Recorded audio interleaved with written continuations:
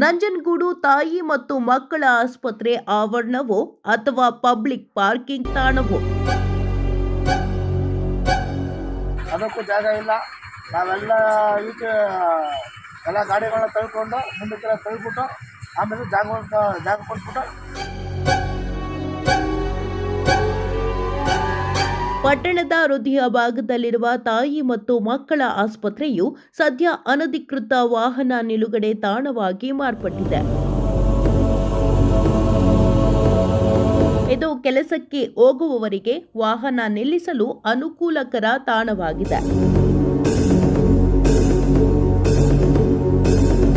ಕೆಲಸಕ್ಕೆ ತೆರಳುವ ನೂರಾರು ಜನರು ಮುಂಜಾನೆಯೇ ತಮ್ಮ ದ್ವಿಚಕ್ರ ವಾಹನಗಳನ್ನು ಆಸ್ಪತ್ರೆಯ ಆವರಣದಲ್ಲಿ ನಿಲ್ಲಿಸಿ ಹೋಗುತ್ತಿದ್ದಾರೆ.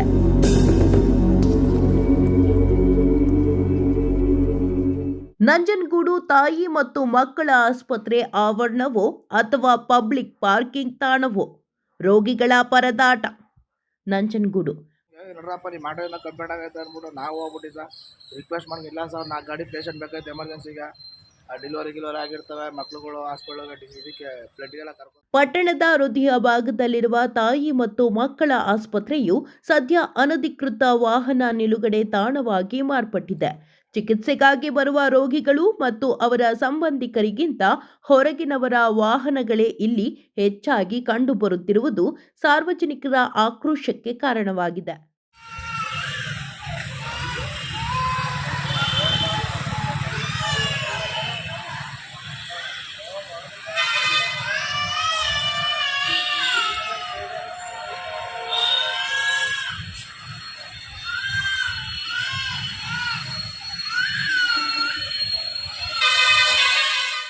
ಆಸ್ಪತ್ರೆಯು ರೈಲ್ವೆ ನಿಲ್ದಾಣ ಮತ್ತು ಕೆಎಸ್ಆರ್ಟಿಸಿ ಬಸ್ ನಿಲ್ದಾಣದ ಮಧ್ಯಭಾಗದಲ್ಲಿರುವುದರಿಂದ ಇದು ಕೆಲಸಕ್ಕೆ ಹೋಗುವವರಿಗೆ ವಾಹನ ನಿಲ್ಲಿಸಲು ಅನುಕೂಲಕರ ತಾಣವಾಗಿದೆ.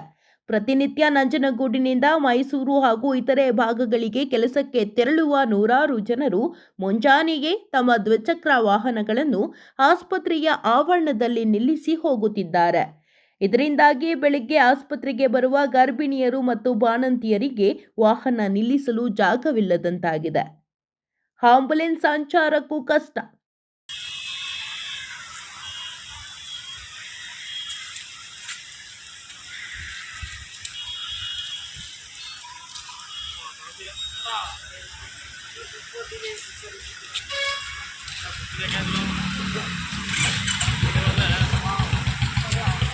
ಸರ್, ಅದು ಹಾಸ್ಪಿಟ್ಲ್ ಎಂಟ್ರಿ ಬರ್ತದೆ, ಮಕ್ಕಳ ಹಾಸ್ಪಿಟ್ಲು, ತಾಯಿ ಮಕ್ಕಳ ಹಾಸ್ಪಿಟ್ಲು, MCH ಹಾಸ್ಪಿಟ್ಲು, ತಾಯಿ ಮಕ್ಕಳ ಹಾಸ್ಪಿಟ್ಲು ಗೇಟ್ ಎಂಟ್ರಿ ಆಯ್ತು ಸರ್, ಫುಲ್ಲು ವೆಹಿಕಲ್ಲು ಸ್ಕೂಟರ್ಗಳು ನಿಂತಿರ್ತದೆ ಬೆಳಗ್ಗೆ ಸತ್ಯನ. ಬಟ್ ಫ್ಯಾಕ್ಟ್ರಿ ಹೊಡೆದು ಇರುತ್ತೆ, ಪೇಷಂಟ್ಗಳು ಅರ್ಧ ಇರ್ತಾರೆ, ಅರ್ಧ ಇರಲ್ಲ.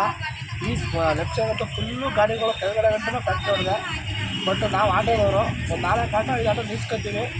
ಏನಕ್ಕೆ ಅಂತಂದರೆ ಎಮರ್ಜೆನ್ಸಿ ಮಕ್ಕಳು ಕರ್ಕೋಬೇಕಾಗ್ತದೆ. ಪರಿಸ್ಥಿತಿ ಎಷ್ಟರ ಮಟ್ಟಿಗೆ ಹದಗೆಟ್ಟಿದೆ ಎಂದರೆ ಆಸ್ಪತ್ರೆಯ 4 ಮೂಲೆಗಳಲ್ಲೂ ವಾಹನಗಳು ತುಂಬಿ ತುಳುಕುತ್ತಿವೆ.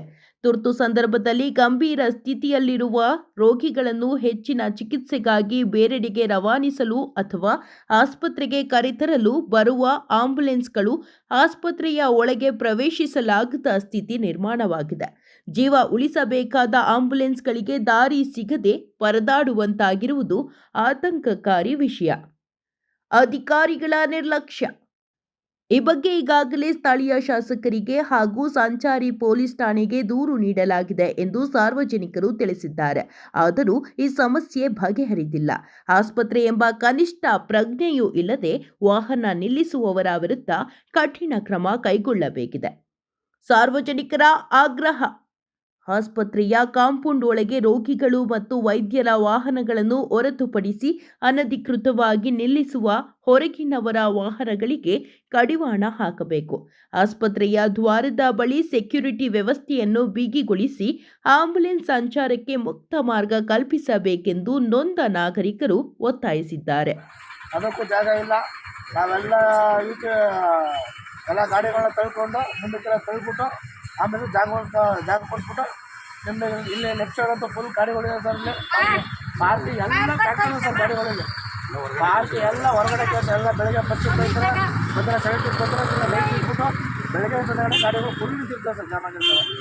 ಆಂಬ್ಯುಲೆನ್ಸ್ಗೆ ಜಾಗ ಇಲ್ಲ, ಆಮೇಲೆ ಯಾವುದೇ ಎಮರ್ಜೆನ್ಸಿ ಪೇಷಂಟ್ ಬಂದರೂ ಜಾಗ ಇರೋಲ್ಲ. 80% ಜಾಗ ಇರೋಲ್ಲ.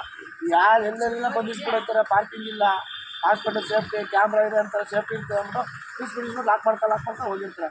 ಅವ್ರು ಎಷ್ಟೊತ್ತಿಗೆ ಬರ್ತಾರೆ ಹೋಗ್ತಾರೆ ಅಂತ ಹೇಳಲ್ಲ. ಏನಪ್ಪ ಅಂತಂದರೆ ನೀವು ಸ್ವಲ್ಪ ಮುತುವರ್ಜಿಯಾಗಿ ನಮ್ಮಲ್ಲಿ ಕೇಳ್ಕೊಳ್ಳೋದು, ಸ್ವಲ್ಪ ಆದಷ್ಟು ಇದು ಸ್ವಲ್ಪ ಜವಾಬ್ದಾರಿ ಮಾಡ್ಕೊಂಡು ಎಲ್ಲ ತೆರವು ಮಾಡ್ಕೊಂಡು ಯಾವ ಫ್ಯಾಕ್ಟ್ರಿ ಗಾಡಿಗಳಲ್ಲ ಸರ್ ಎಲ್ಲನೂ ಹೋಗಿ ಪಾರ್ಕಿಂಗ್ ಅಲ್ಲಿ ಹಾಕೊಳ್ಳಿ, ಇಲ್ಲ ಎಲ್ಲರಿಗೂ ಸೀಟ್ ಮಾಡ್ತೀವಿ ಗಾಡಿ ಅಂತ ಹೇಳ್ಕೊಳ್ಳಿ ಸರ್. ಅಷ್ಟೇ. ತಮ್ಮ Shamu sir. Doctor T Shivaprasad, ಆಡಳಿತ ವೈದ್ಯಾಧಿಕಾರಿ, ಸಾರ್ವಜನಿಕ ಆಸ್ಪತ್ರೆ ಮತ್ತು ತಾಯಿ ಮಕ್ಕಳ ಆಸ್ಪತ್ರೆ, ನಂಜನಗೂಡು. ಸೊ ನಮ್ಮಲ್ಲಿ ತಾಯಿ ಮತ್ತು ಮಕ್ಕಳ ಆಸ್ಪತ್ರೆಯಲ್ಲಿ ವಿಪರೀತ ಜನಸಂದಣಿ ಇರೋದ್ರಿಂದ ಸಾರ್ವಜನಿಕರು ಮತ್ತು ಹಲವು ಇಲ್ಲಿಂದ ಹೊರಗಡೆಗೆ ಕೆಲಸಕ್ಕೆ ಹೋಗ್ತಕ್ಕಂಥವ್ರು ಬೆಳಗ್ಗೆ ಬಂದು ಅವರ ವಾಹನವನ್ನು ಅಲ್ಲಿ ಪಾರ್ಕಿಂಗ್ ಮಾಡಿ ಹೋಗ್ತಾರೆ. ಸೊ ಆದ್ದರಿಂದ ನಾವು ಇಲ್ಲಿ ಇರ್ತಕ್ಕಂಥ ರೋಗಿಗಳಿಗೆ, ಅವರ ಸಂಬಂಧಿಕರುಗಳಿಗೆ ಬಂದಂಥ ಪೇಷಂಟ್ಗಳನ್ನ ಹಾಸ್ಪಿಟ್ಲ್ ಒಳಗಡೆ ಬರೋದು ತುಂಬ ಕಷ್ಟ ಆಗ್ತಾಯಿದೆ.